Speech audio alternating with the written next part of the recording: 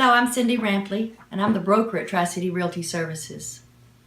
I've been a property manager for many years, so I've worked with hundreds of tenants. We have a standard procedure for approving our tenants, and experience has shown that it doesn't pay to make exceptions to the procedures. Placing a tenant in a house who doesn't meet guidelines will usually prove that it would have been better to wait a few more days and find a qualified tenant.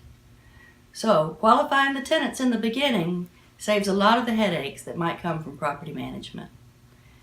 Sometimes, though, the tenant doesn't pay the rent. Even when they were qualified and approved, things go wrong.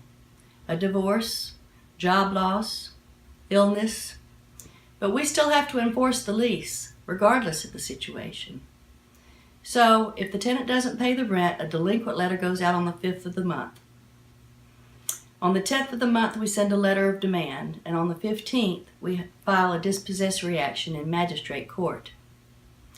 Because the lease is between the tenant and Tri-City Realty, I can file the claim and go to court if necessary. This doesn't happen very often.